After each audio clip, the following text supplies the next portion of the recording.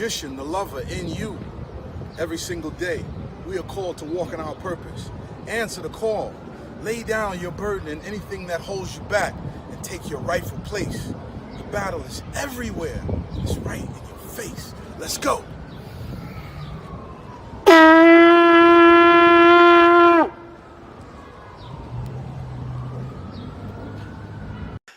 Magnets, crystals, pyramids. Magnets, crystals, pyramids. Magnets, crystals, pyramids.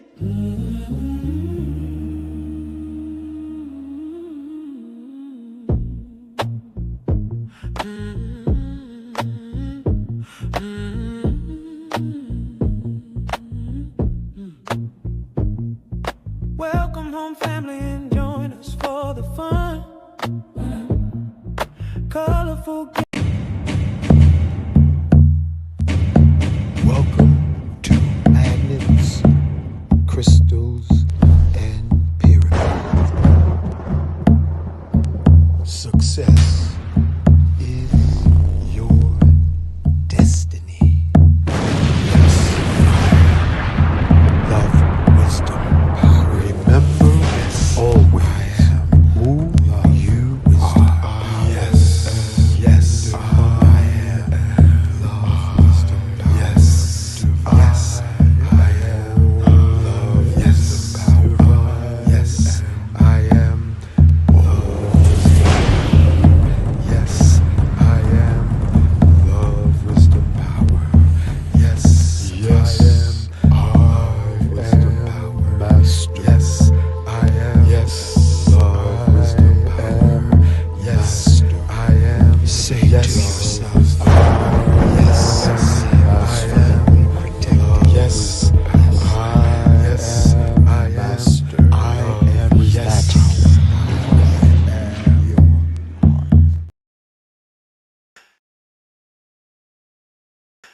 Magnets, crystals, pyramids. Magnets, crystals, pyramids. Magnets, crystals, pyramids.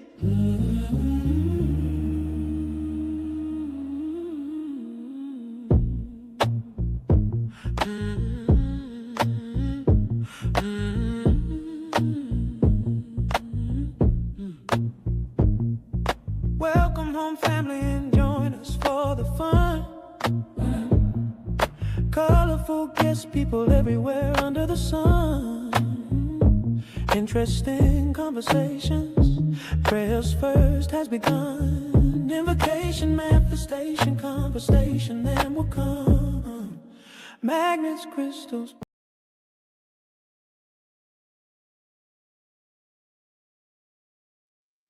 Peace, everyone. Welcome to Moorish Monday with Abdullah Mosi Bey.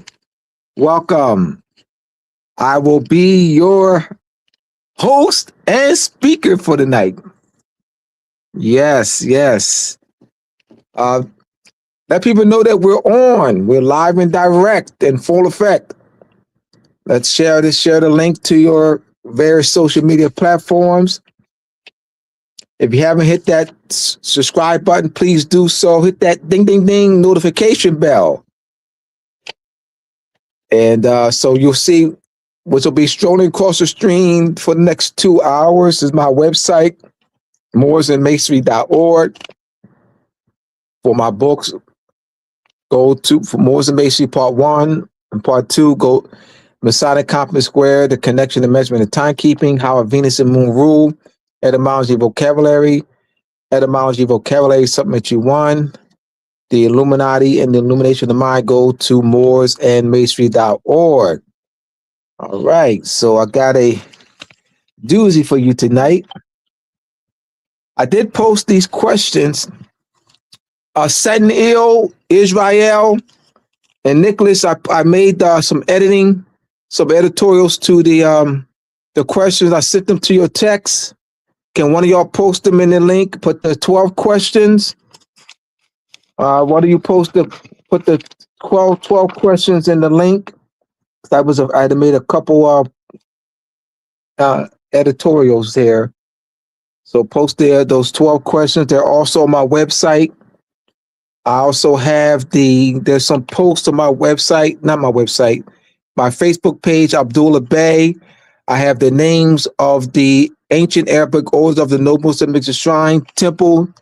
I also have the names of the 150 grotto temples, the mystic order of the Veiled Prophet or the Chanting Realm. I did post that about an hour or so ago on my website, my Facebook page, Abdullah Bey. So check those out. I will be what else did I post? I post the some names, some Arabic and Spanish names, the transliteration from Arabic to Spanish. I posted about good maybe 25 names. They're on my Facebook page, Abdullah Bey. So once someone go to the Facebook page and share it, and to the various platforms. All right, tonight we're going. This is part of the Moorish Connection to Masonry series. Moorish Connection to Masonry series, unveiling the stolen legacy of the Moorish estate and the buried history of the Moorish power, unveiling the stolen legacy of the Moorish estate and the buried history of Moorish power. We're going to delve right into it. I'm going to read one question at a time, and we're going to delve into it. What do the Moors have in common with Spain, Portugal, France, the Netherlands, Dutch Republic, England, Great Britain? What do the Moors have in common with Spain, Portugal, France, Netherlands, Dutch Republic, England, Great Britain? So think on that. What we have in common, the Moors have in common with those kingdoms, is that the Moors were engaging in wars. That's why we're going to focus on during the 15, 16, and 1700, during the time period of what they call the transatlantic slave trade. During that time period, the Moors were engaging in wars, captivity ransom, seizing of European ships. This is major. This is major. This is the buried history. This is in my book, Moors and Masonry Part 1 and Moors and Masonry Part 2. Once again, to get my books, go to moorsandmasonry.org. The extensive history. I give extensive documentary references, treaty references to letters to support my claim. But the first we have to present this buried history. What does this Moorish buried history tell us? What can we conclude with this Moorish buried history? When you look at what is in common, what the Moors have in common with all of the Spain and Portugal and France and the Netherlands and Great Britain, that we were Morocco was engaging in war with all of them during the 15, 16, and 1700s. Moors were seizing the ships of these European kingdoms. Moors were sieging subjects, sailors, and captains from these various European kingdoms. Is this history known to the general public? Is Moorish power known to the general public? It'll paint a different story.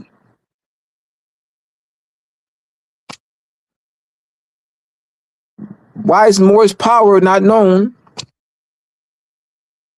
Anyone who has my book, Moors and Masonry Part 1, and Robert Davis's quote.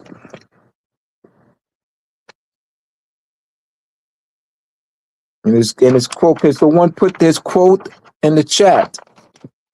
I'm trying to recall his quote. The enslavement of Europeans, I have it. The enslavement of Europeans doesn't fit the general theme of European conquest and colonization, which is central to scholarship in the early modern era. That's Robert Davis, a professor of Italian Renaissance history, Ohio State University. The enslavement of Europeans doesn't fit the general theme of European conquest and colonization, which is central to European scholarship. So what is central to European scholarship? European conquest and colonization is central to European scholarship. Now, what is also central to European scholarship is the enslavement of Europeans, is the Moorish enslavement of Europeans. But it's not part of the general education. As you look at my book, Moors and Masonry Part 1 and Part 2, you see the extensive study and research that has been done, extensive writing. But these professors, like Robert Davis and Linda Colley and Naber Matar, who write on these subjects, their classes are electives. This is not part of the general, what they call European history that's taught in colleges, high schools, and middle schools. These classes are electives. It's not known to the general public, but it is central to the scholarship. So the enslavement of Europeans doesn't fit the general theme. So what does that mean? It doesn't fit the general theme. Doesn't fit the cover-up general theme. The general theme is what? The omission of Moorish power. They shaped a general theme. And that general theme was to write us out of history, or to bury this extensive Moorish power. So that's the general theme. So Moors and Masonry Part 1 and Part 2 doesn't fit the general theme of European scholarship. Linda Colley, professor of English history at now Princeton University. She was prior to teaching at Princeton University, she was at Yale University. And Linda Colley's specialty, and she won the Shelby Award, well acclaimed in her field as a historian. She's well acclaimed in her field as a historian. She's won this Shelby Award. She's well written. She has one of her specialties is writing narratives. Like you have, remember you have what they call quote unquote slave narratives, quote unquote black slave narratives. Well, Linda Colley wrote quote unquote white slave narratives. All right. She wrote these the Europeans who were English, who were held in Moorish captivity, they wrote narratives about their experience once they were ransomed from Moorish captivity. These Swedish and English and Dutch and Scottish wrote narratives about their captivity experience. She's known for that. Her colleagues, European males, Donald Trump looking people, men, were attacked her verbally. I mean, this information is powerful, my brothers and sisters. It's powerful when it's put in the hands, when we're organized, when we're united. I must say that, and I might get knocked in the head, but that's all right. This Moorish movement is one of the weakest movements in the world. This Moorish movement is one of the weakest movements around. And I might get knocked in the head, but that's all right. I can support what I'm saying. That somebody who's gonna knock me in my head, they can't support what they're saying. They can't support knocking me in my head. They can't support it. This is one of the weakest movements in the world. We're fighting each other. Misconceptions upon misconceptions.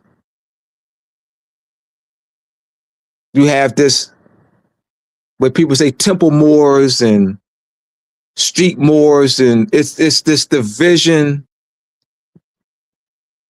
I mean, this is one of the weakest movements around. We have to change that.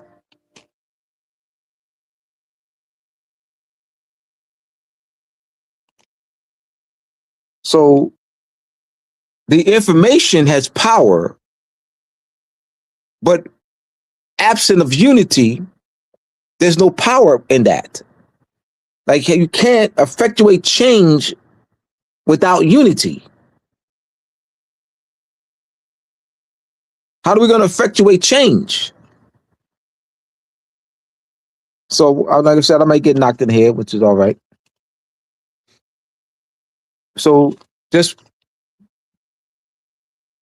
once again, the enslavement of Europeans doesn't fit the general theme of European conquest and colonization, which is central to the scholarship in the early modern era.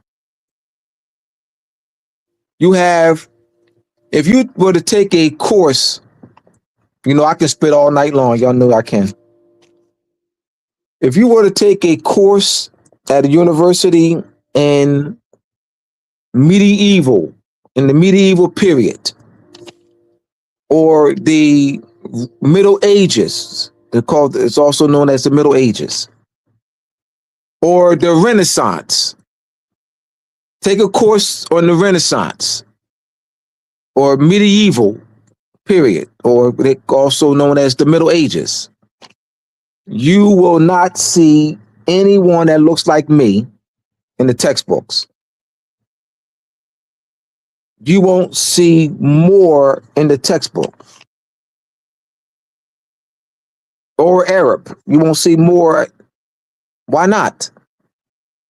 This is what I'm talking about. What is central? So see, why not? The Middle Ages or medieval period is between 700 and 1500. Between 700 and 1500 is known as the Middle Ages or medieval period. And you won't see more once. You won't see more at all in the textbooks, in an entire course on the Middle Ages. You won't see anyone that looks like me in the textbooks. wearing what the Shriners hijacked it, our Moorish regalia. You won't see someone that looks like me wearing the Moorish fez. Why not? See the cover up? So Moorish power is not as so the enslavement of European, so Moorish power doesn't fit. Moorish power doesn't fit the general theme of European conquest and colonization, which is central. So the cover up of Moorish power is central to European scholarship, and it's not. It's not true scholarship. It's not true scholarship because it's a lie. It's omitting major aspects of history. I mean, it's not scholarship. How is omitting tons and tons of evidence, tons and tons of Moorish power in Europe and during the 15th century in the treaty relations, the Moorish treaties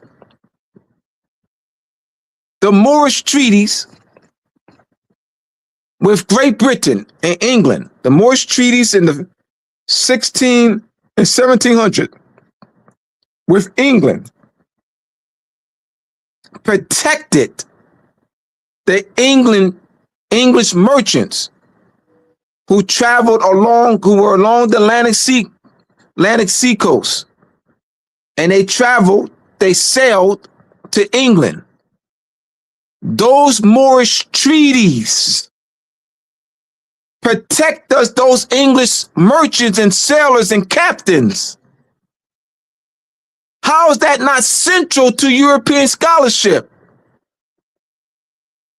Those Moorish treaties, the protection they offered. You have the navigational passes, the 16, this is in Moore's Masonry Part 2. The 16, I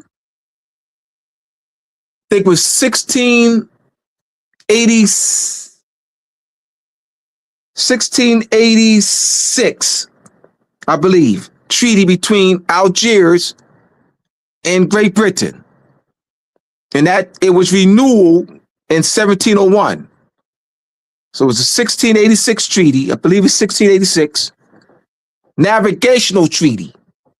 And in that treaty, that was a major turning point. Come on, my brothers and sisters, hear me out. That was a major turning point, that treaty. Because now it offered navigational passes.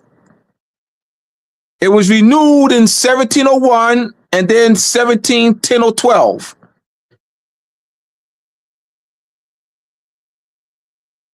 Major. The history is powerful, my brothers and sisters. Because then you'll be able to, in order to make connections or to restore, to reversion to sovereignty, we have to know the history. We'll continue. I just wanted to really examine this central to European scholarship. So conquest and colonization is central to European scholarship. The cover-up of Moorish history and Moorish power is central to their current power. Hear me out. The cover-up of Moorish history and Moorish power and the Moorish nationality, Moorish cultural identity is central to European power. Let me say it again.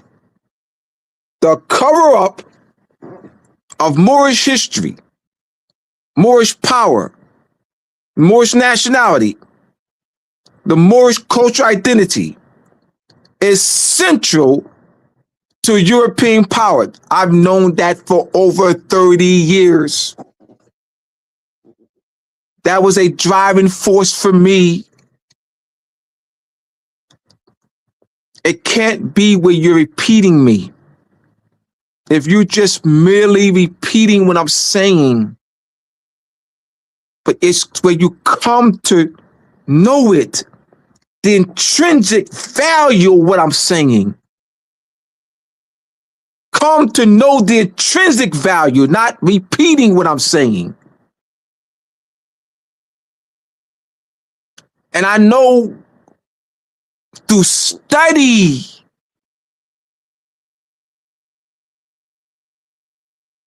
it's power. Why they cover it up? And of course, you'll have people who make ignorant statements. It's out of ignorance, no problem. I mean, I understand. It ain't gonna matter anyway. Why they cover it up then? No, you got to. Let's challenge that. Let's challenge that statement. It ain't gonna matter anyway. Teaching the history ain't gonna matter anyway. Why they cover it up? I mean, why they cover it up? Then teach the history. Then teach it. I mean, why? If it's not going to matter anyway, why is it not taught in these general courses? It's taught in there, but as electives. But why is it not taught? So you already take a course, or it's not going to matter. Well, take a course in medieval, the Renaissance. You ain't gonna see nobody look like me, which you should. The Moors are the key to the Renaissance. It's the Moorish Renaissance. It's not the Renaissance, it's the Moorish Renaissance. The medieval period. The Moorish Empire, S.B. Scott's book, 3-volume book. The Moorish Empire in Europe, volume 1, 2, and 3. In Portugal, Spain, in Sicily, in southern France,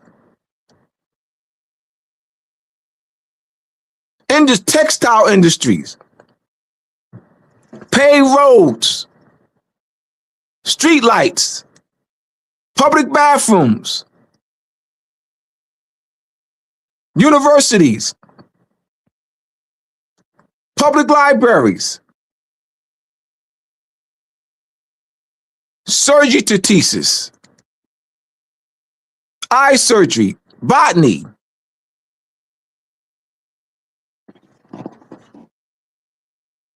It's not going to matter anyway. Why is it taught then? And all the universities and all the history classes. I want someone to look up right now, Google,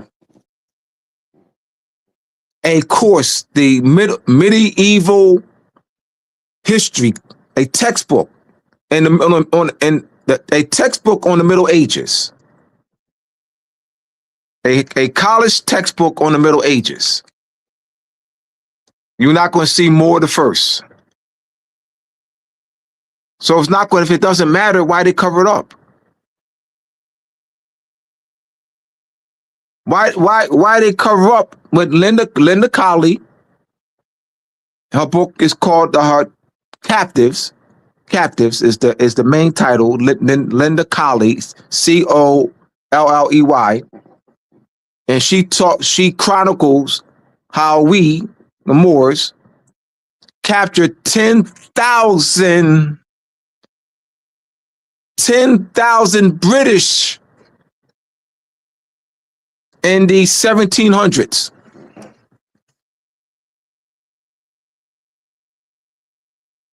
It ain't gonna matter anyway. They ain't gonna make a difference. Abdullah, you wasting your time.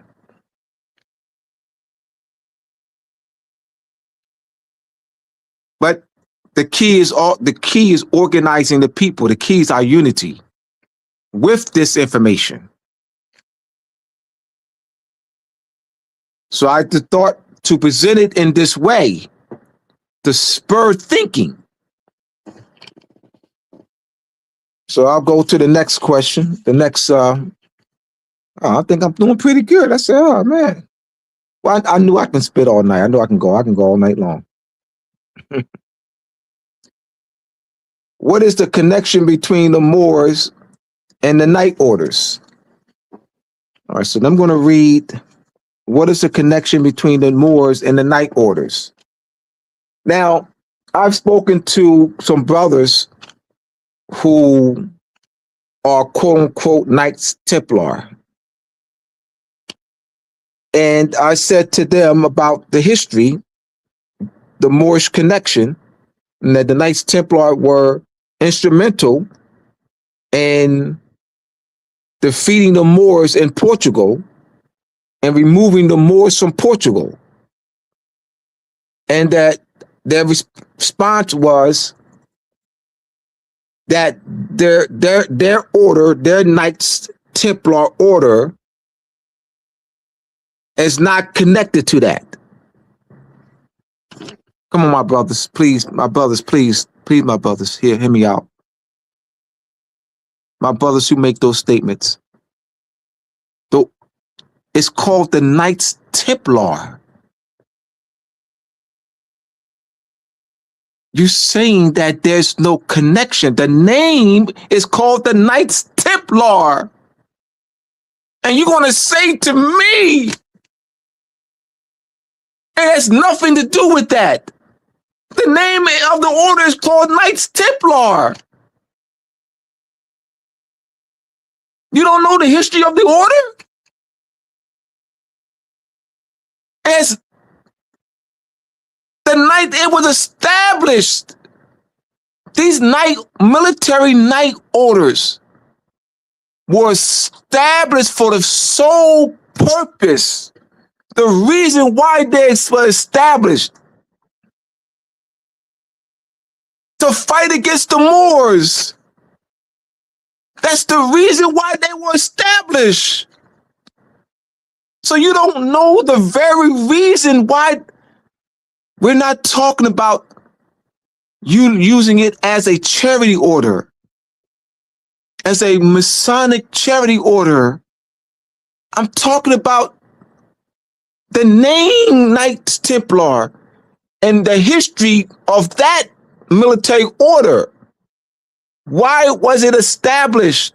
To fight against the Moors, the Knights of St. Stephen's, the Knights of Calatrava, the Knights Sovereign Order of St. John's Hospitaller.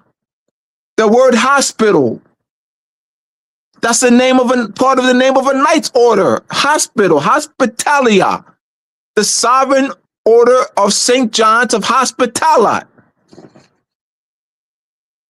where it's ordered to fight against the Moors. They called it the Reconquista.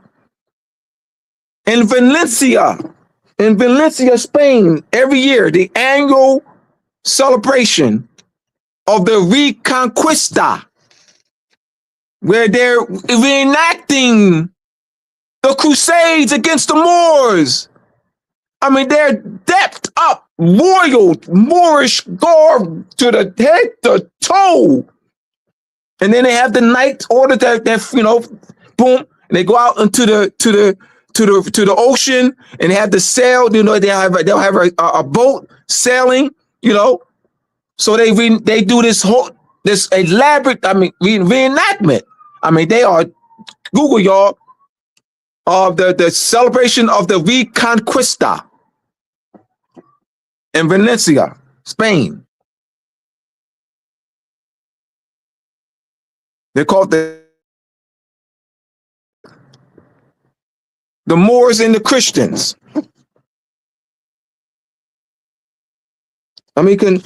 You have a statue of the four Moors in Livorno, Italy. The monument of the four Moors. All right, here we go. The monument of the four Moors.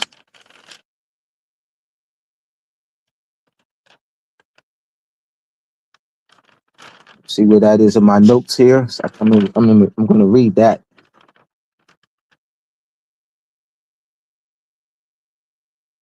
Where did I put this? Monument of the Four Moors.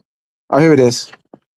The Monument of the Four Moors in Livorno, Italy. It commemorates the successes of the Order of the Knights of Saint Stephen, founded by Cosimo the First, Cosimo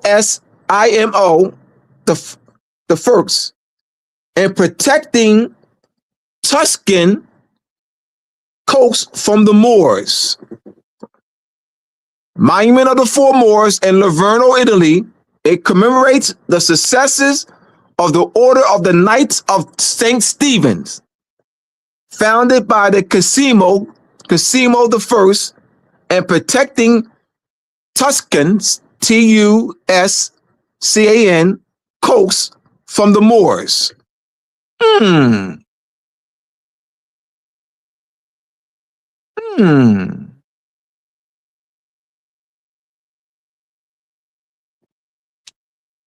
Knights Templar were instrumental in the Iberian Reconquista, arriving around 1128 to help Portuguese and Spanish kings expel the Moors. The Knights Templar was granted vast land, especially in Portugal. They built key fortresses like Tomar and Almorol, securing borders against Moorish forces. Following their official disbandment in 1312, the Portuguese Templars were absorbed into the Order of Christ. The Knights Templar participated in major campaigns, notably the Battle of Las Navas de Toloso in 1212, which significantly weakened Moorish power in the Iberian Peninsula. That's the Battle of Las Navas de Tolosa. Las, L-A-S, Navas, N-A-V-A-S, D-E, Tolosa, T-O-L-O-S-A in 1212, which significantly weakened Moorish power in the Iberian Peninsula. So it seems that the cover-up, the burial of Moorish history and Moorish power doesn't fit the general theme of European scholarship.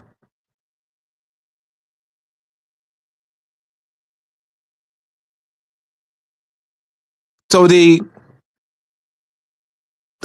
conquest, so the cover-up of Moorish history and Moorish power doesn't fit the general theme of European conquest and colonization, which is central to scholarship in the early modern era.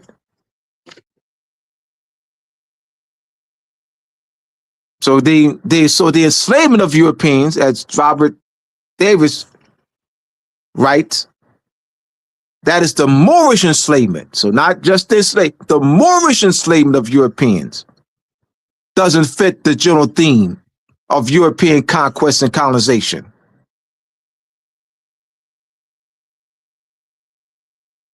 So when the topic of slavery comes up,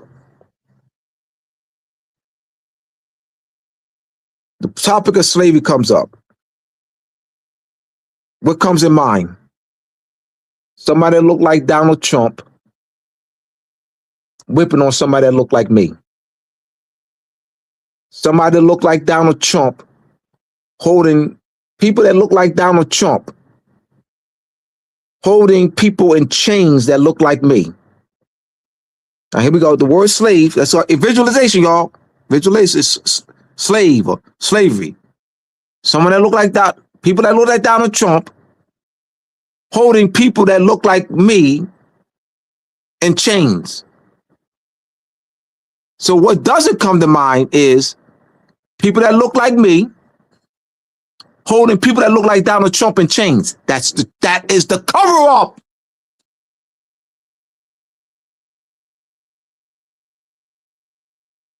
The enslavement, the Moorish enslavement. So what doesn't come to mind is people that look like me holding people that look like Donald Trump in chains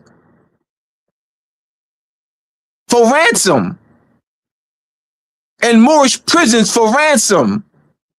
That doesn't come to mind. You see the cover up?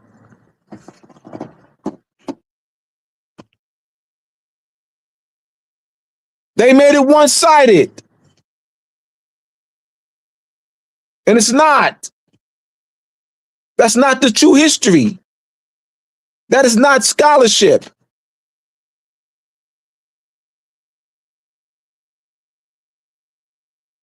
Let me continue here. I'm making good time. But I don't want to rush through this.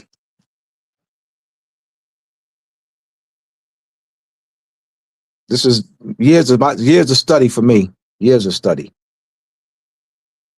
What is the connection? What is the connection between the Trinitarian order established in 1198 and the Moors? And I'll read 3 or 4 together. I just separate. What is the connection between the Mercedarian order established in 1218 and the Moors? So we have the Trinitarian order in 1198, established in 1198, and France, and the Mercedarian established in 1218 in Spain. What is the connection to the Moors? This ties right in. I'm going to flow. This flows right in. They were established just like the night orders. The night orders were established for the sole purpose to fight against the Moors. Why were the Trinitarian? Because that was look at the time period. The Crusades against the Moors was launched in 1085. The Trinitarian was established in 1198. Mercedarian established in 1218. So we're looking at 100 years later. Over 100 years later for both of them. They were established for the sole purpose, the purpose that they exist, that why they were established, to raise ransom monies, to raise monies to pay for the ransom of Dutch and English and German and French and Swedish and Scottish and English held in Moorish captivity. You had poor families. The offering plate was passed around. And those offerings were used to pay the ransom. You had redemption orders. You had redemption missions. Priests went on redemption missions. You had where you would have. They also did where they will exchange us for them. So they say they had 12 of us in captivity. So they exchange. That was also too. They would change 12 of us for 12 of them. You had that. You had where, you're talking about millions that were raised. You had poor, families. The wives, they're writing petitions for their uncles and grandfathers, and the wives, and then women were also held in captivity. So this was major. The records are there. Newspapers, archival records, treaties, plays about this, short stories, letters.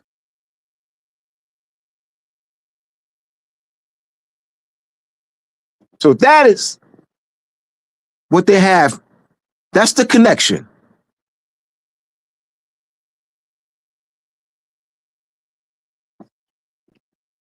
Checking the time. All right. Any questions? Tell you what, I'll fill some questions right now. Let me look at this. All right. Ooh, all right. Wow, man, I got about 100, 100 comments. I love it. All right. I'll read some of these. High Priest White Wolf, thank you for your support and dedication. Thank you. Diplomatic relations. All right. High Priest White Wolf, they were making their way to GB rights, right? Great Britain, is that? Yes, they were making their way to England. Yeah, along the Atlantic Sea coast. Yes, they traveled on those Moorish treaties, protected the ships that left the land along the colonies, English colonies, and they sailed to England. Yes. Mm-hmm.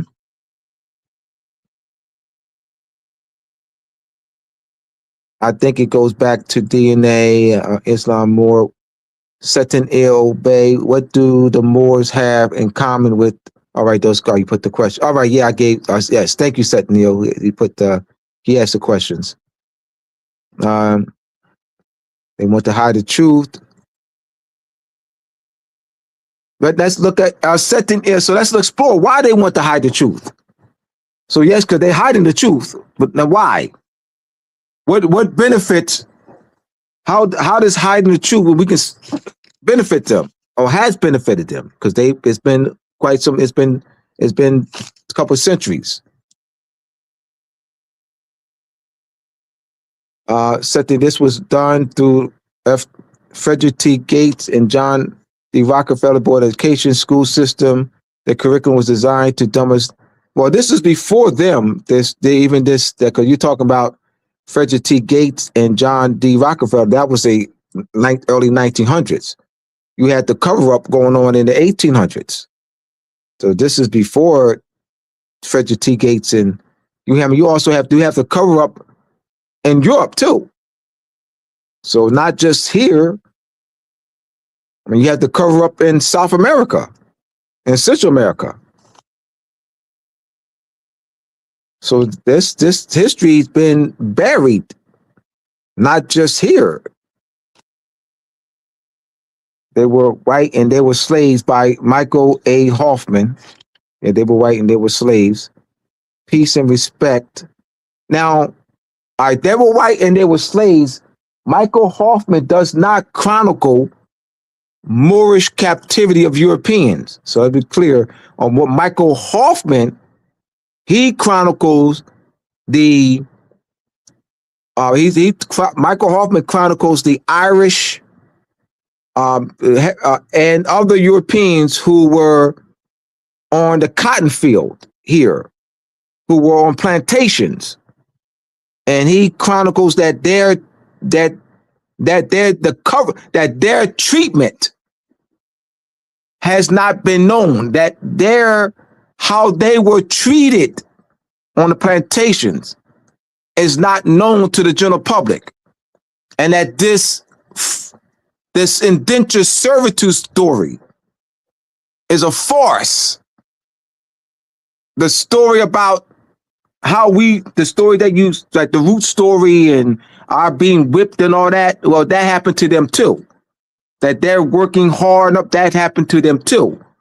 So Michael Hoffman uncovers the truth about Europeans' treatment, Irish and others, on the plantations here. You get the one-sided story only about people that look like us. But Michael Hoffman does not chronicle Moorish enslavement of Europeans. So I just want to thank you for that, just because people see that. I don't want them to assume, because that's what I'm talking now, and that you put that there, so I don't want them to assume. I want them to know what this book is about. I took the course in undergrad and grad school. They will not teach you the truth about the Moors. Well, they won't teach you anything, truth or falsehood, about the Moors. They don't even mention Moors. And that's the age the Moors ruled Iberia and Iberian Peninsula. Yep. Whitson argued that education as it was structured perpetuated systematic oppression, and that those within the Black community who became educated within this system were often complicit.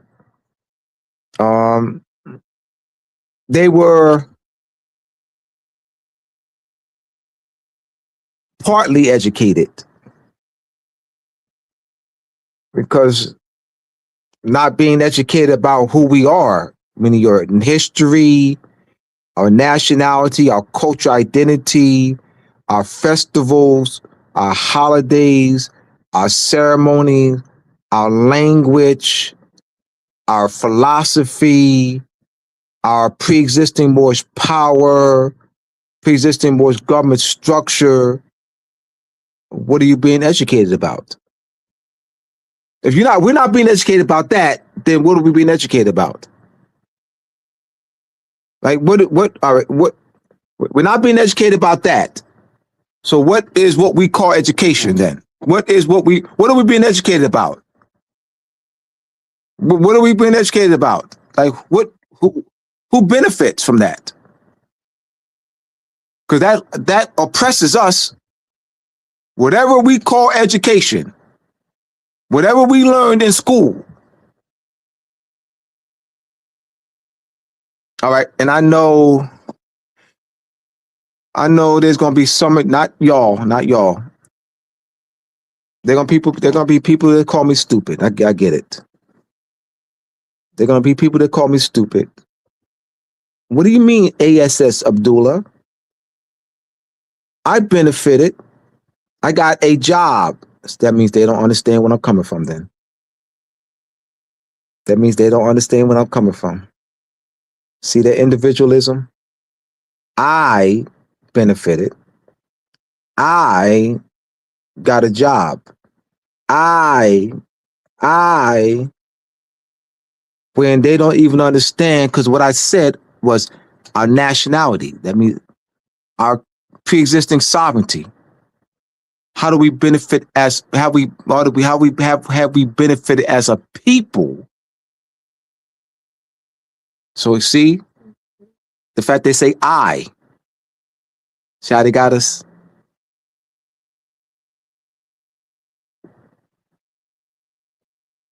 And let me go get back to the home front. what connection do the Shriners have to the Moors? What connections do the Shriners have to the Moors? The ancient Arabic order of the nobles of the Mystic Shrine, now known as Shrine International, established in 1872. The connection, one, the Shriners hijacked our Moorish fez. So the connection is that they wear our Moorish fez. The connection is that they use more Moorish names for their shrine temples. There's over 206 shrine temples in the world. European shrine temples. The connection is that they use our imperial divan, the name, divan, D-I-V-A-N, which is the name of our ties to with our Moorish structure, government structure. Would be the divan would be the cabinet. Would also be analogous to the cabinet, the presidential cabinet.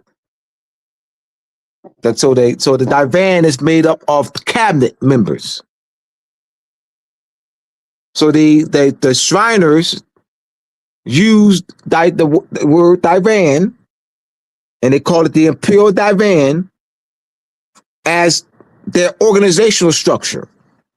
So the imperial divan, as used by the ancient Arabic order of the Noble Shrine, is the name of their organizational structure. And they have the member, the different positions. And they're made up of that. Those different positions constitute the imperial divan. So that's what they have. Also, what they have in common, they use Corvettes, the actual car Corvette and the miniature Corvettes. Why Corvettes? Why do they use Corvettes though? Why not? Why Corvettes though? What's so special about Corvettes? Why do they use Corvettes every year? Why Corvettes? Corvettes means little ship. So the Corvettes, the actual car, and the miniature Corvettes, ladies, is that they're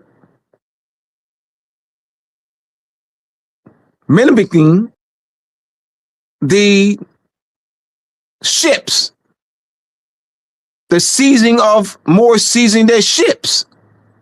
A Corvette is a speedboat.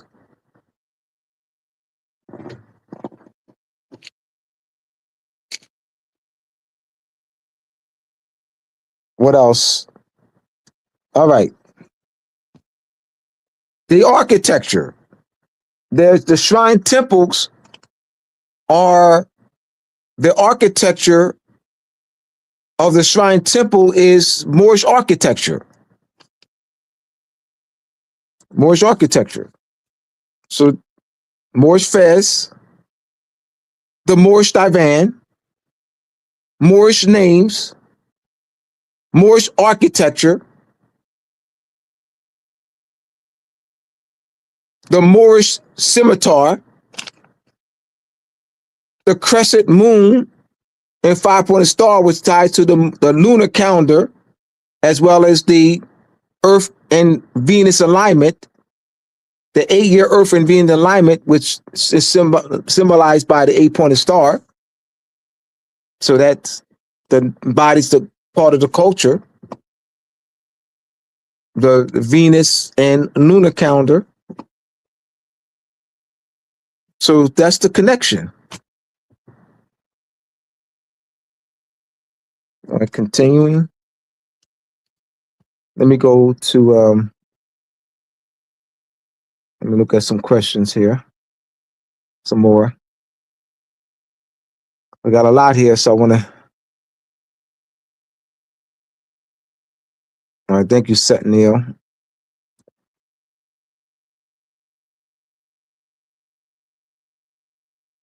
didn't the Moors branch off? The Moors were conquered.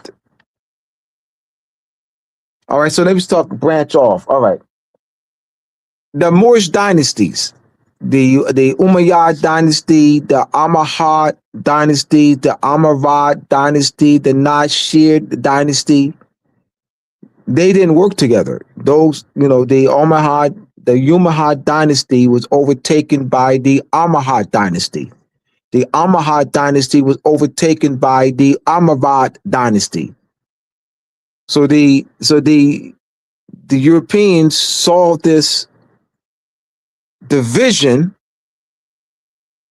where we're overtaking, the previous dynasty for fight for the power.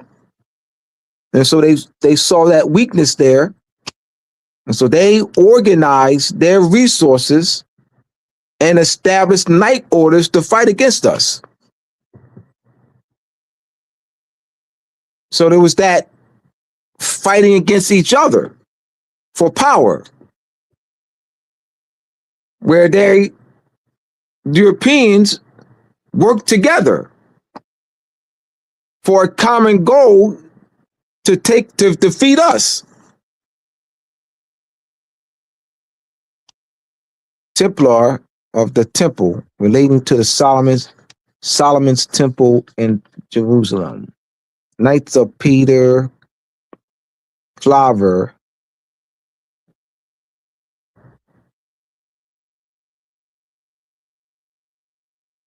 Peace. Morris, please study the Law of Nations by this Kenneth Ill. Morris, Kenneth Ill Bay. Post-millennium is the international law application for returning a conquered population back to the way they were with all of their original sovereign powers as if they were never conquered. High Priest White Wolf, does the Cosimo word have any generational or mental significance or correlation to the word casino or even similar purpose? Well, we're talking about Cosimo the first. Cosimo the first. All right, he wrote that battle. We are Moors, not Slavs. Absolutely. Yeah, slave, and Caucasian are are words, are nationalities and cultural identities that tie to people that live in a particular region. Well, Slav is those who live in Eastern Europe. And then Caucasian is those who lived in the region of the Caucasus Mountain. Donald Trump is not Caucasian. Why not, Abdullah? Because Donald Trump is of German and Scottish descent. That's why. That's the answer.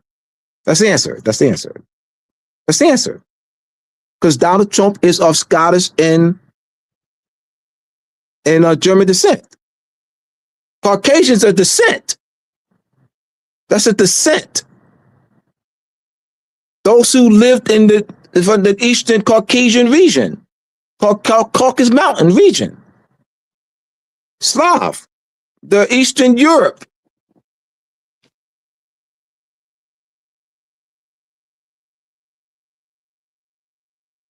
Does it mean that now? It never stopped meaning that. What does that mean? Does it mean that now?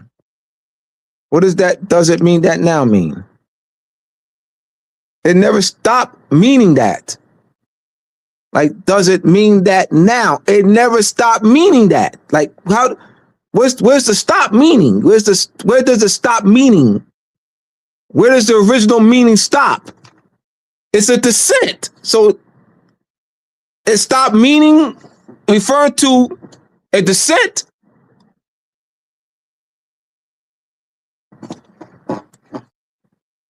So does the constructive meaning take precedent over its original meaning of that being a people of the Caucasus region?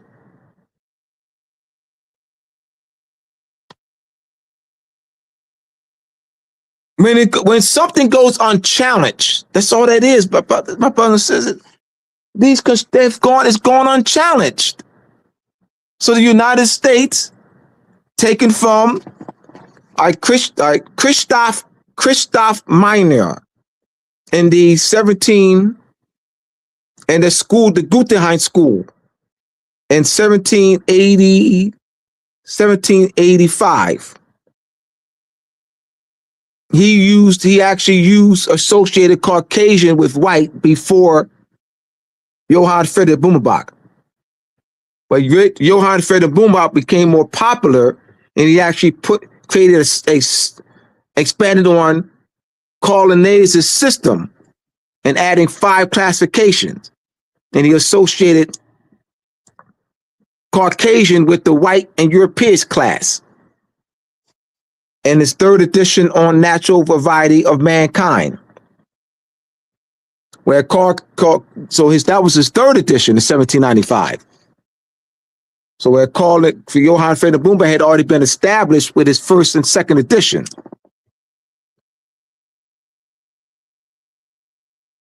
All right, let me go back to the questions here.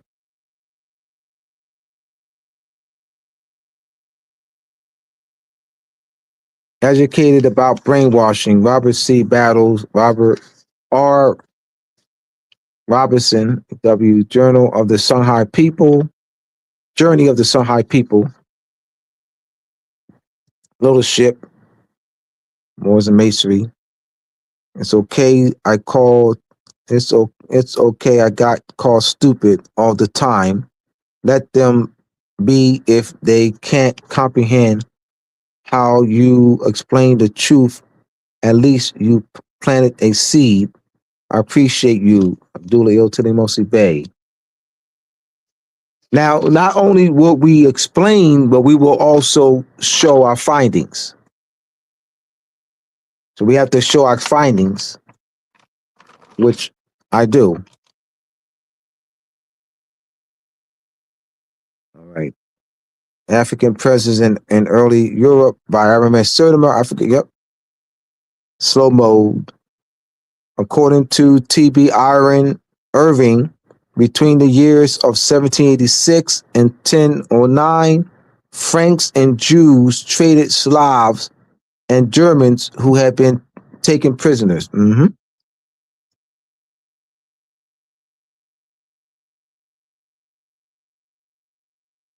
Question, this is by Kenneth Ill. How did the Prophet Noble Ali set the foundation for us to recover our lost Moorish sovereignty? All right, for the audience. All right, so when Juali and organized institutional structure, the Moorish Holy Temple of Science, the Moorish Science Temple of America, and he taught an organized structure, not on the street now. It was not blowing a horn on the street. It was done it's important now. That's why I'm emphasizing the structure. He taught it in an organized structure.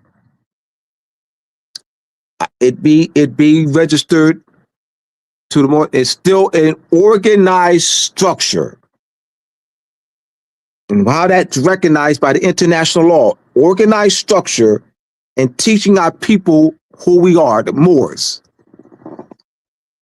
And doing that in the organized structure, that laid the foundation for the reversion or recovery of our lost Moorish sovereignty. He addressed the subjugation. He addressed the subjugation by stating that we're not Negro colored black. Now, the issue we're not in violation. We're not in violation. None of our people are in violation. Now, and And I know those in the Moorish temple is going to beat me over my head, which is all right. And it's all right. I get it. Get it. Say anything that you analyze Shu Ali's work and you don't agree with everything, they attack you. Like, I'm not attacking. They think I'm attacking. Like, you cannot analyze. You have to agree with everything he says. If you don't, they call it an attack. What I disagree with is that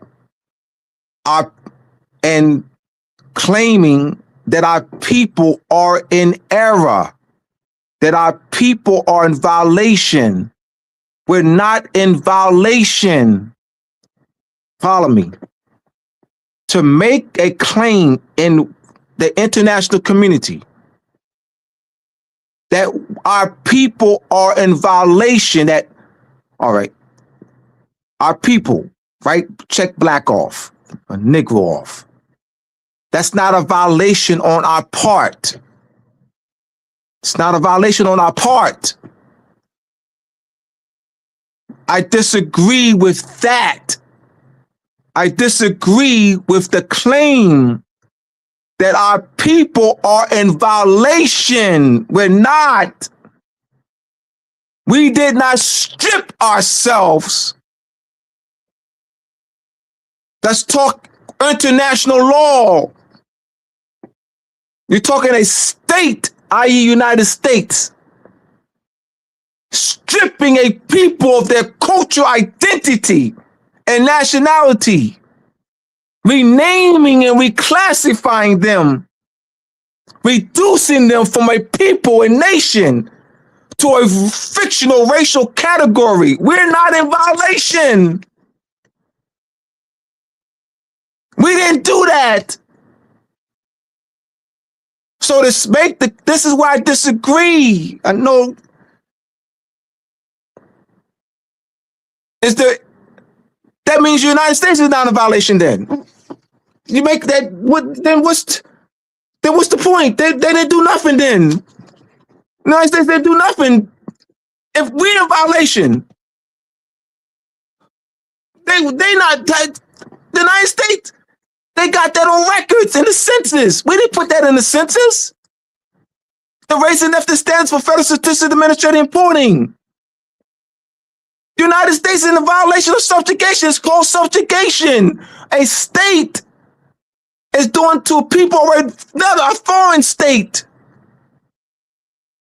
That's stripping a people of their cultural identity. Renaming, reclassifying, those are elements, look it up. Those are elements of subjugation. We're not in violation. This is why I disagree. And they're going to attack me. I get it. You see that? They're going to attack me. I get it. Because if I don't agree with everything, everything. I don't agree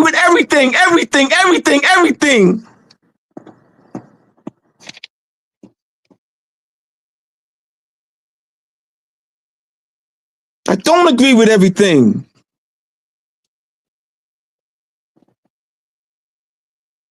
And I don't claim to be all knowing. I don't claim to be all that. But I don't agree with everything.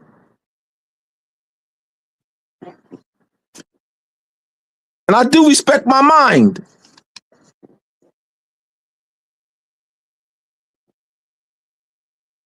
And I'm not a Paul Parrot.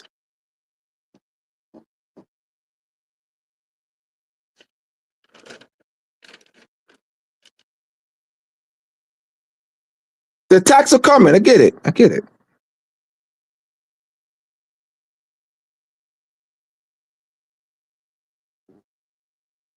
But I can't be afraid to speak the truth, though. I can't.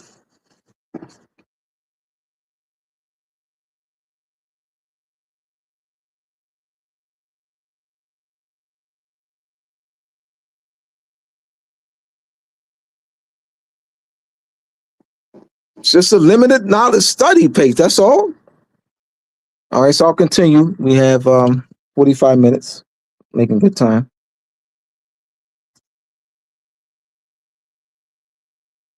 What connections do the grottos have to the Moors?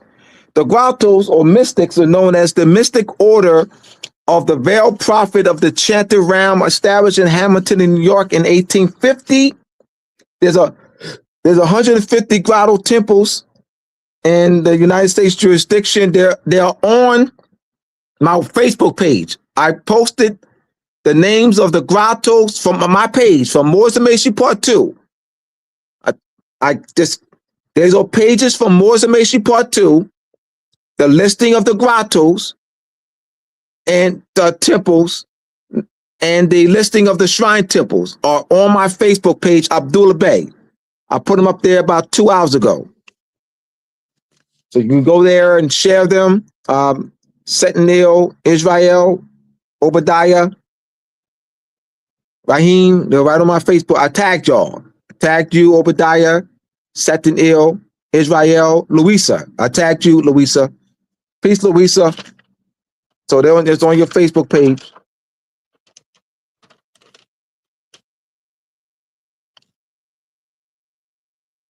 They wear our Moorish black fez.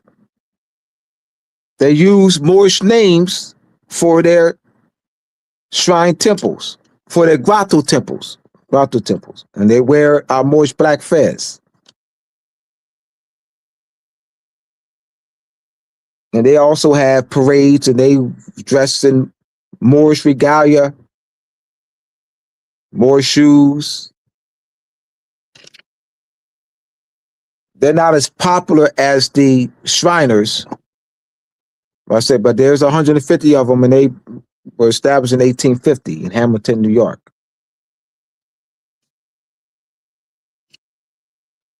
What connection does the architecture of the Shriner temples have with the Moors? And if you look at I'll put the shrine temples, and I'm going to do this. I'll do this again with the actual PowerPoints. I'll have Israel and Sentinel work with me. Sentinel and Israel, you both have the questions, and we'll do this later, down the road, or maybe before the end of this month. We'll see, and we'll put the images to these questions. You know what I mean? So that's what I always do. Put the images so they can see the shrine temples, name the names, the shrine, the architecture. All right, but I said I do have them on my Facebook page. But I trust I'm doing a good job with y'all with this. All right. What connection do the names of the shrine and temples and grotto temples have with the Moors? I pretty much jumped ahead with that. That they're Moorish names. Morocco is one of the names of the shrine temples. Islam is the name of a grotto's temple. Il Bay is the name of a grotto's temple. In fact, I have three grottos on the front cover of Moorish Masonry Part 1 and one Shriner, Morocco. He's wearing the Morocco fez. And then you have the Islam, Il Bay, and I think Mecca. I think it's Mecca, I believe. Those are the grottos. They wear the black. They wear our Moorish black fez.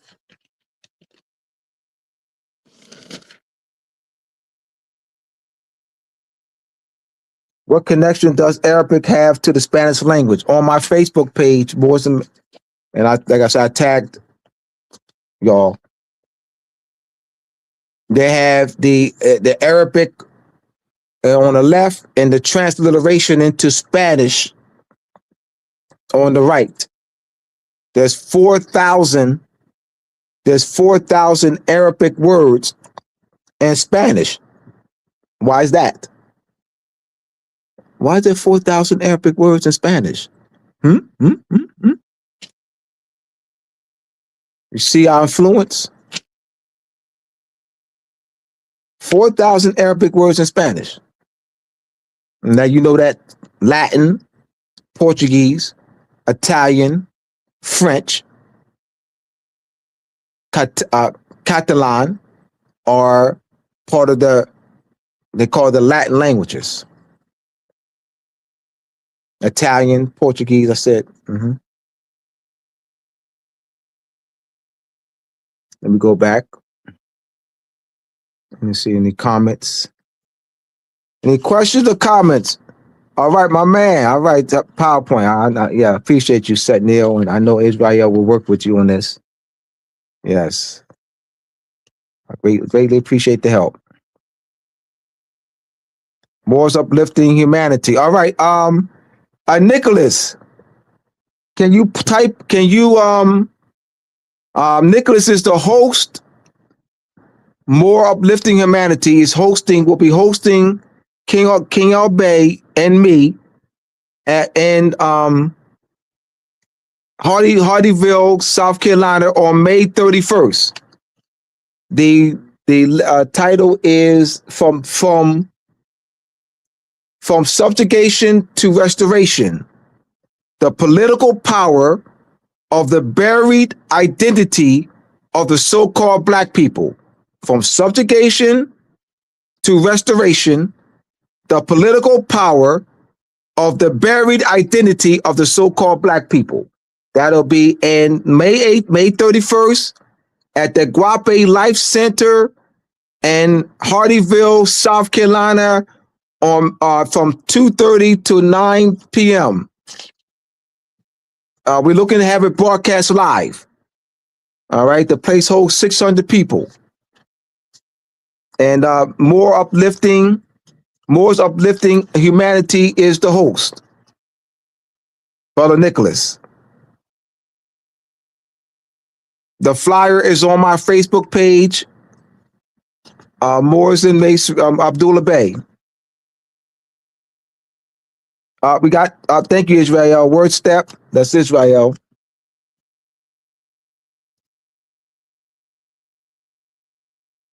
People who they are in international agreement with peace and friendship, people who recognize them.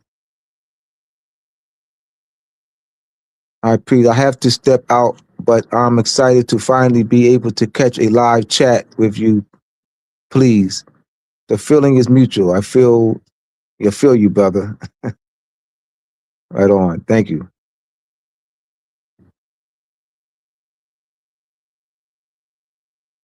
Oh man, it's getting so good. I finally feel like someone I can relate and secure a connection between and a spark of divine creation. He has to step out. Israel, connect, give him my number, High Priest, White Wolf. Tell him to reach out to us, Israel and Sentinel. High Priest, I think he's High Priestess, White Wolf. Oh, that's a sister then. That's a High Priestess. That's a sister. Because it's a priestess, High Priestess, White Wolf. All right. Chris Irvin, this is definitely what I needed. For the last 20 years, I have been ordained and preached a message that left a lot of questions. Thanks, Setin for your guidance. I am craving more knowledge. Go ahead, right on, Setin Do you think, brother?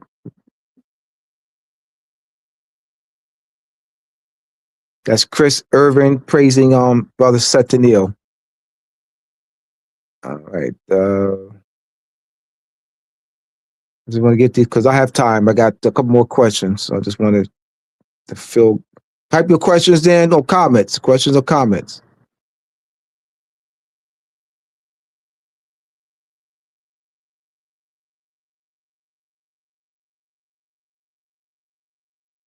I think I got everybody's. Word step. All right. Thank you, Israel. Robbery Coast captivity narratives proper. The tension between fictional and authenticity. Narratology features influences on the early novel and African American slave narrative. Israel, I put that conference. Remember that conference that was held in July of 2016, that Barbary Captivity Conference. Yeah, there was a Barbary Captivity Conference held in I think Germany, I believe, Switzerland. In 2016, a lot of the keynote speakers and panelists, I reference their work in Moors and Masonry Part 1 and 2. They had a whole conference about us. The conference is about us. Barbary Captivity Conference. The conference, an entire conference about us. These are scholars, these are professors. You're talking about over 25 professors, panelists, and keynote speakers at a conference about us. So it doesn't matter. They don't think so. Because it's about them too. It's about them because that's their history. That's their history. Linda Colley. Linda Colley's right about her history of our, holding the Europeans in captivity. The wars we had, 10,000, capturing 10,000 English.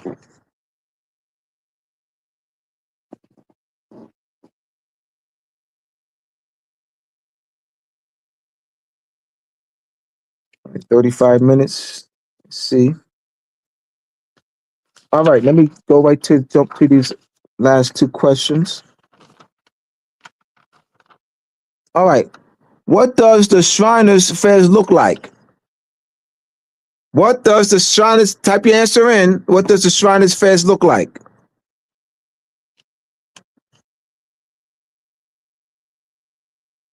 Word step study, a large number of Europeans and American Christians were slaves in the North African city-states of Algiers, Tripoli, Tunis, Sali, from the early 16 and early 1900s.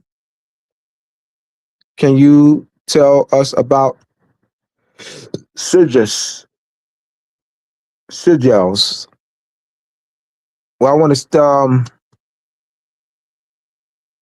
the Sandra Alston Peace Family, 1798.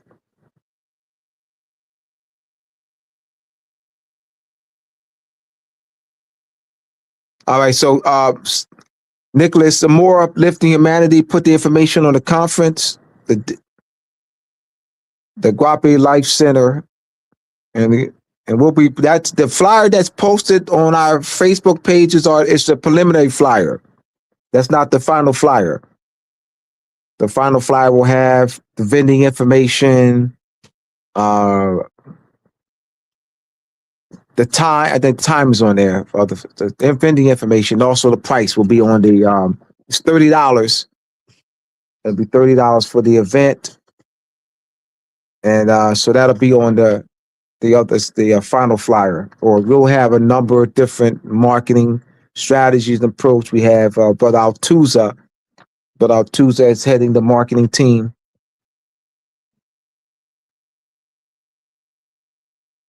What does the Shriners Fest look like?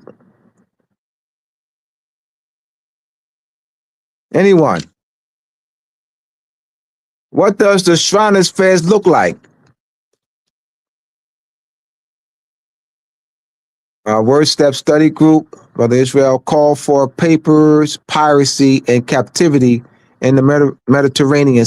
It was June, all right, June 16th to the 18th, 2016, University of, thank you, Austria, Europe. Thank you, Israel. University of Innsbruck, Austria, Europe.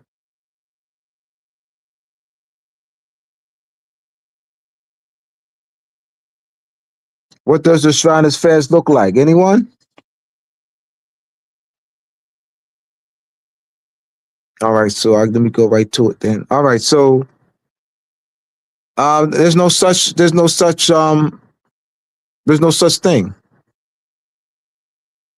The Shriners Fest doesn't exist. It doesn't look like anything because it doesn't exist. Huh? Dummy Abdullah, you said that the Shriners Fairs doesn't exist? No. No, the Shriners Fairs doesn't exist. Hold on. So if I, all right, follow me. I put a Moorish name right here.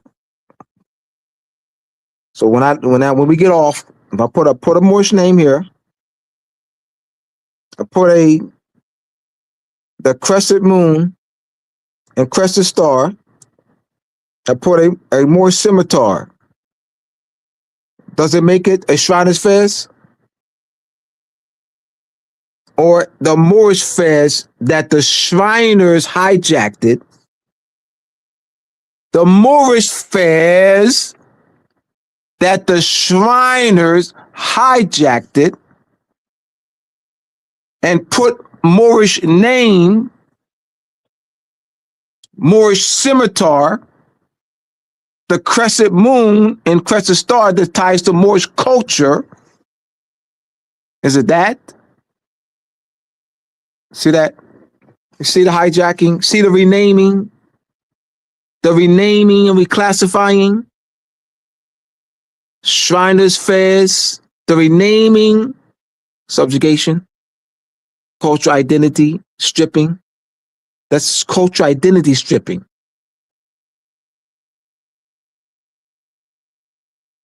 That's part of subjugation. Stripping a people of their cultural identity. Assimilation, forced assimilation. Forbidding them to wear that pragmatica. The King Philip II of Spain, pragmatica of 1567, or royal edict, forbidding us from speaking Arabic and wearing our Moorish fez and Moorish turban and wearing our Moorish regalia, using our Moorish names, forced assimilation. That's the pragmatica. That's an act of subjugation, stripping us of our cultural identity. France implemented that.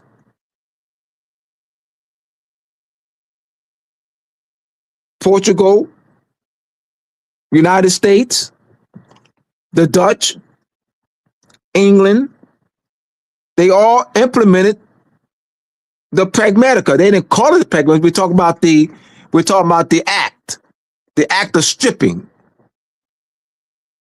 They implemented it. They all implemented it.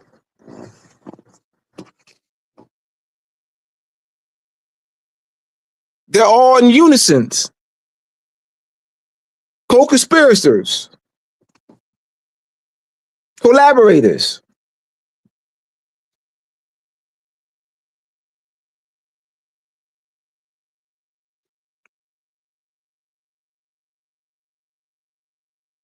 I'm checking the questions again. All right. It's a Moorish fez on which is a red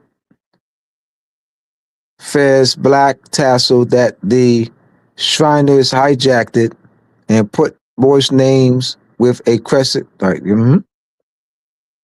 Setting it. That's not like us, but they like us. Our culture, our regalia, our customs. Christopher Withers, 1131. Can you explain how in your name you have Arabic words and Turkish words? Did the Moors speak both? Yes. They're in the same language family. Arabic, Turkish, the same Moorish, same family. Persian, Turkish, Arabic. Yeah, same language family. Same, yeah.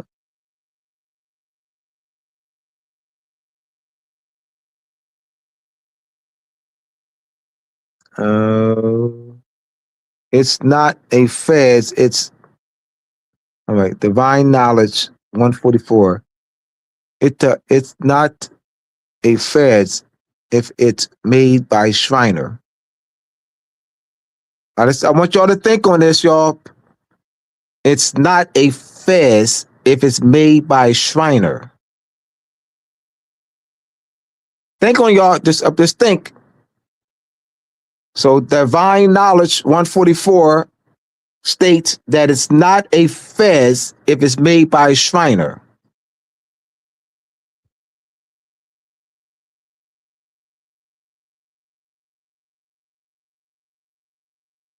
So it's only a fez if it's made by, it's only a fez if it's made by the Moor.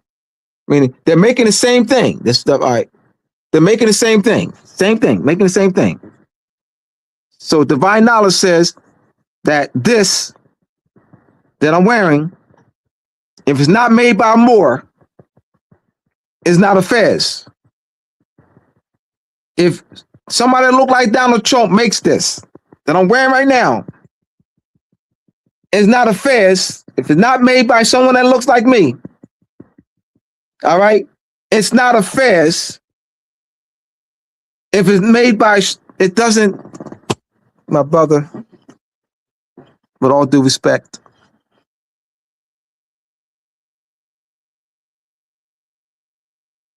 brother, let's not do this. Let's not do this.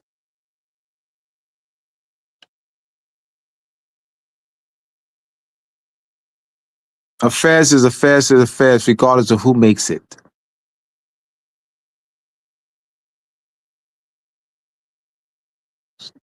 It's no longer a fez because they make it.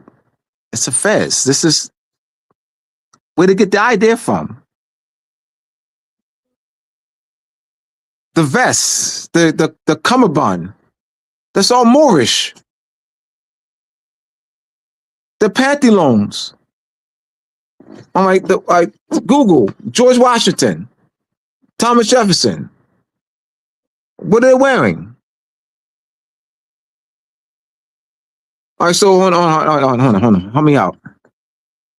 So the pictures that I'm going to post with these European Shriners wearing our Moorish regalia, our Moorish fez, Moorish shoes,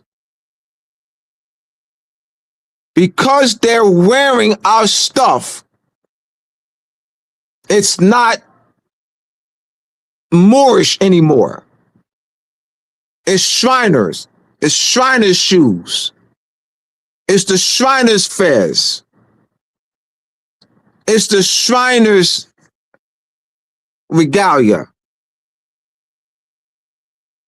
It's not only becomes Moorish, no, it always was. It's hijacking. I mean, I don't want to. I don't think I have to do this. Don't make me do this, please. Don't make me do this.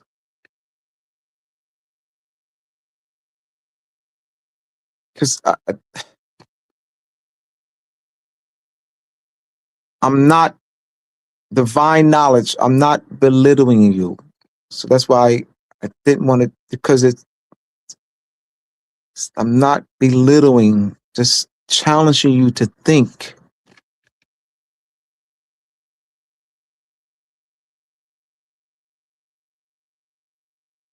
Just think.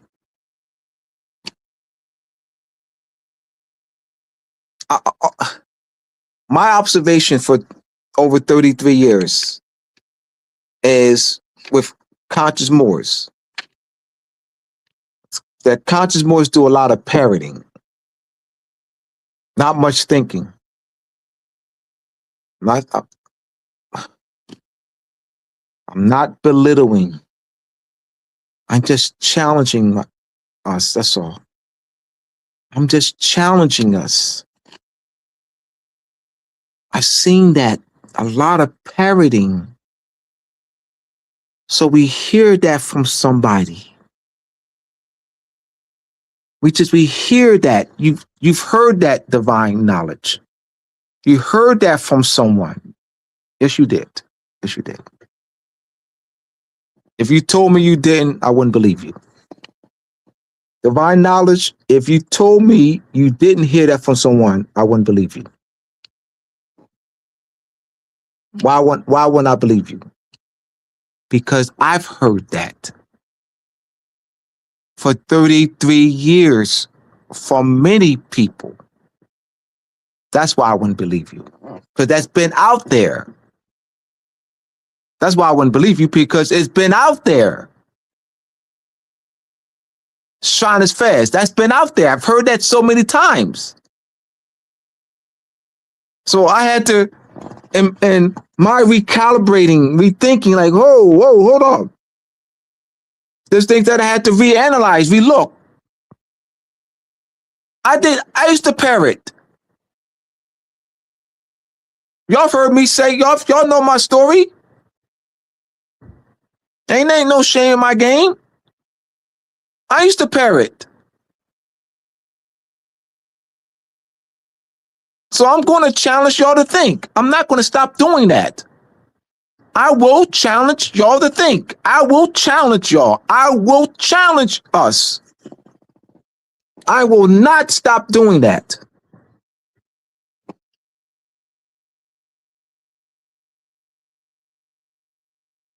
We have to challenge each other. And this is what I love about Israel, Seton Il, King Albay, Nicholas, Altuza, Alsifa, at the circle, Stern Mayat, DuPont, Terrence, Luisa Flores, Raheem Alabay, Love Bay, etc., is that we are facilitating a learning environment. Kasha Bay, we are facilitating a learning environment where we challenge each other to substantiate our claims with finding of facts and evidentiary standards. We challenge each other. You have to be in an environment, you have to be among people who facilitate that. That environment is facilitated in that learning environment. Brother Obadiah,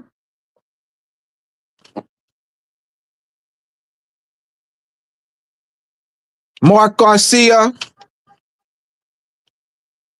Rosirius Ill,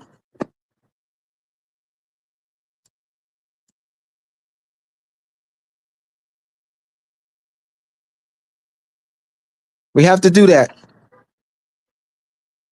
So if you're not in a learning environment where you just parroting things and people that's in your circle are parroting, you're not going to grow.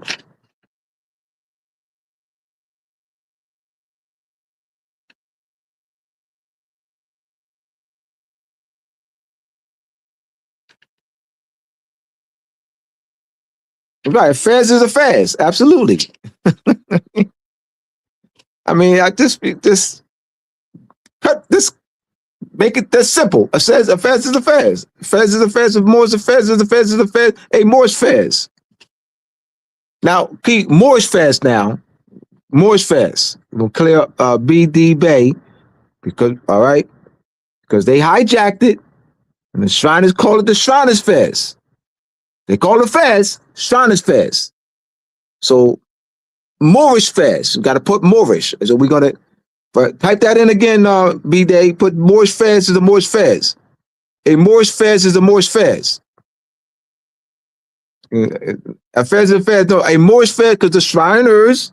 All right, go to Google a company that sells the Moorish fairs. They're going to what? Advertise it as what? Shriners Fairs. Do that. BD Bay, do that. Google. There we go. My man. All right. There we go. Now, Moorish Fairs is the Moorish Fairs. Right on. See what I did? I'm not going to stop doing that. See what I did with BD Bay? I'm not going to stop doing that. Why should I stop doing that? It's that we have to challenge each other. How do you facilitate growth and learning?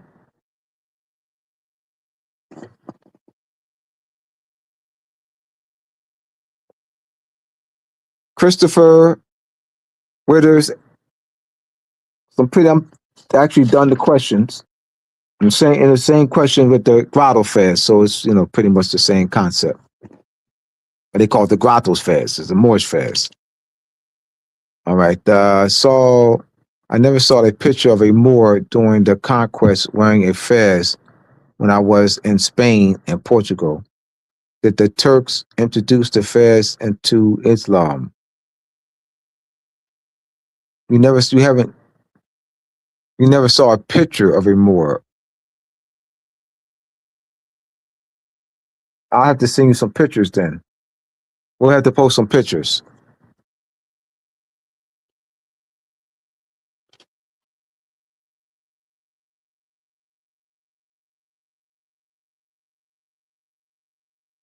No more questions. I got 15 minutes.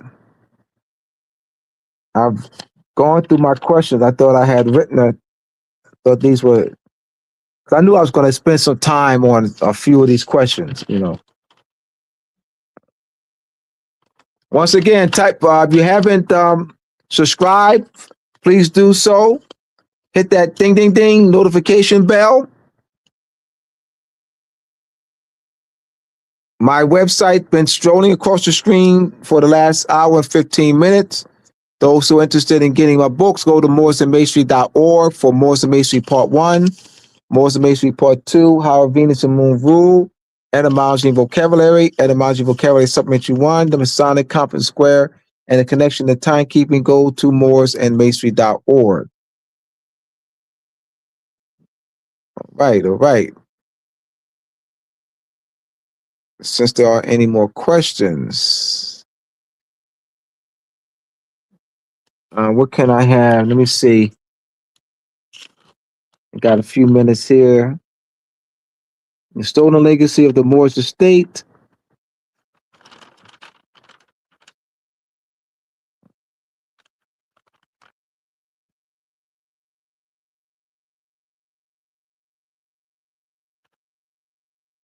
You might. I recommend also the book, the history of the Moors in Spain. You have the history of the Moorish Empire and Europe by S.P. Scott, Volume 1, 2, and 3. Those are very good books. I've had those for since 2017. Those 3 volumes.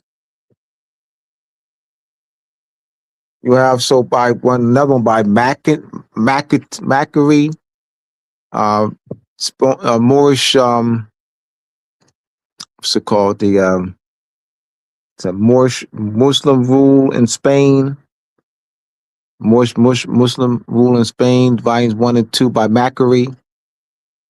That came out before S.P. Scott's book. That came out. Those 2 volumes they came out in 1850s. Those are very comprehensive. You have the Unexpected Faces in Ancient America by Von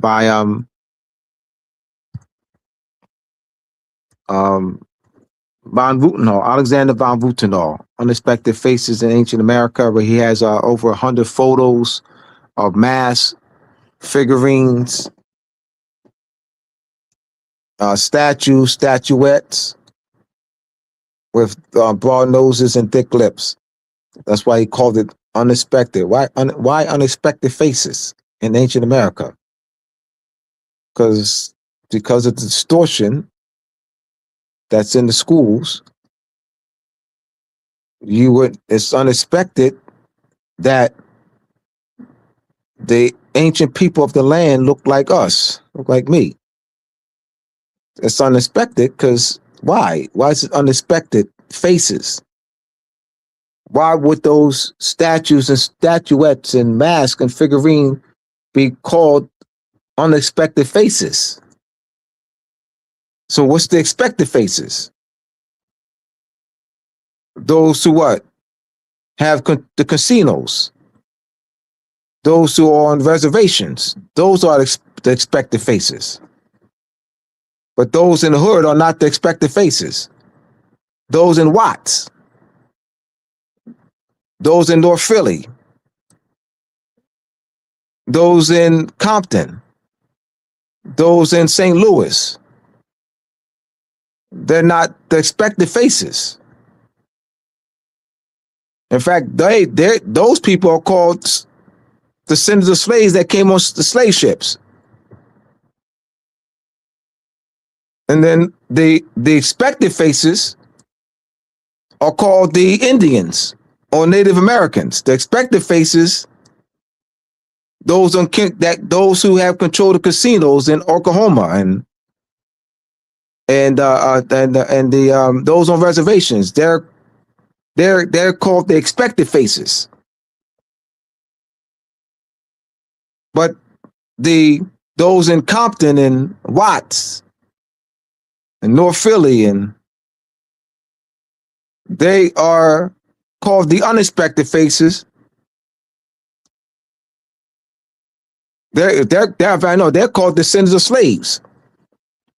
So see the disconnect, how they disconnect us, stripped us of our cultural identity and nationality,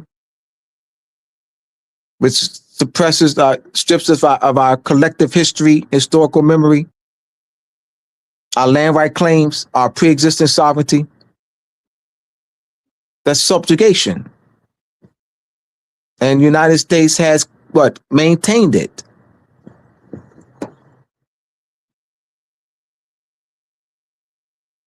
See any questions? I've got 10 minutes. The Moors, Amu, known as Olmecs, are wearing fezzes, and we need. Oh, thank you. See now. You see now. That's what I'm talking about. This is what I'm talking about. Absolutely. In fact, there's one statue which I'll find and post where it's a tassel. You see behind the back. That's an actual tassel. Thank you, Setanil. Absolutely. Are there any legally historical documents that state that the America is part of the America? I have not seen it.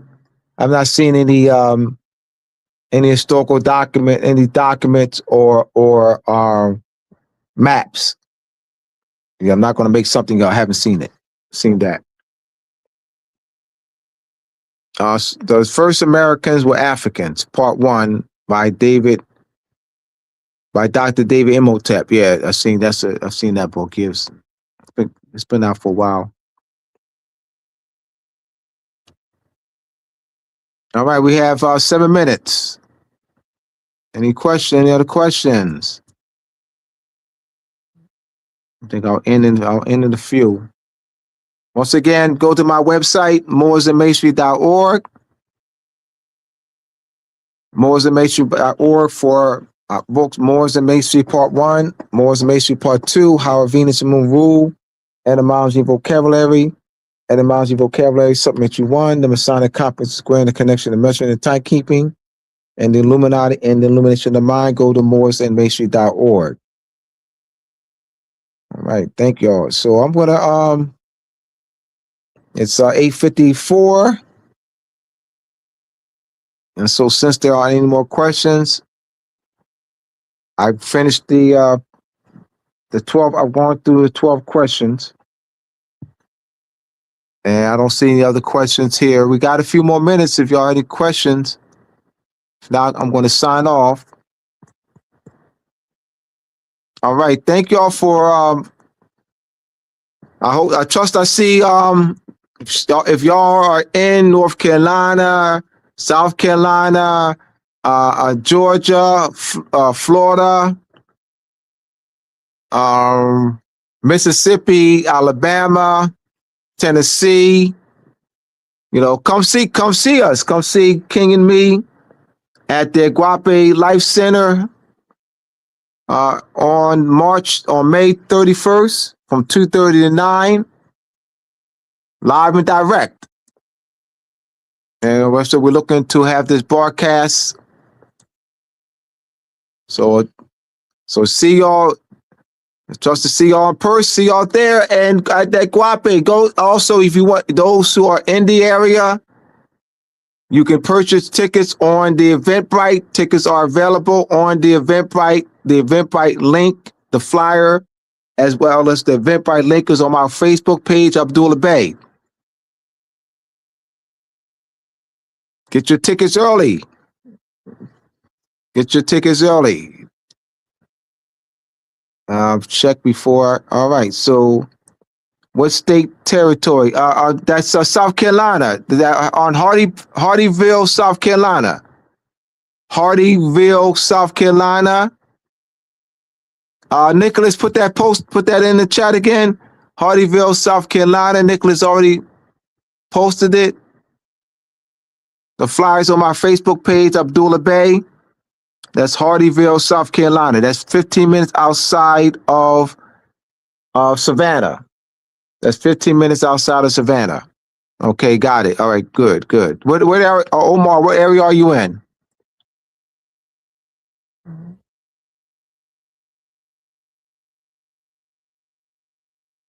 What area are you in, Omar?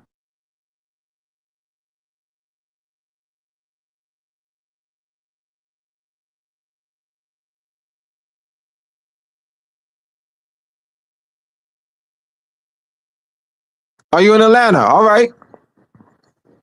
You're what, 4 hours away, right? You gonna come check us out? The Eventbrite is it's on my flyer, Abdullah Bey's Facebook page, and you see the flyer picture of King and myself, and we have the Eventbrite link there. So trust to see you in the house, man. I know there's 2 hotels that are 10 minutes from the Guape Life Center. They have reasonable prices too of the hotel. So come check us out. Let people know. I put it on your calendar, May 31st, 2:30 to 9. Right on. Trust to see you in the house. All right, everyone. It's 8:57. Once again, those go to my website, mooresandmasonry.org. Thank you again, Brother Hank. I greatly appreciate you, man. This is on my 3rd year. I'm in my 3rd year. Greatly appreciate you. Make sure slow mo. Hopefully I can make it. I am still waiting for more to. All right, that's right. More to Major Part 2. Yes, absolutely. Thank you. All right, so thank you, everyone. I'll see y'all next week. Peace, everyone.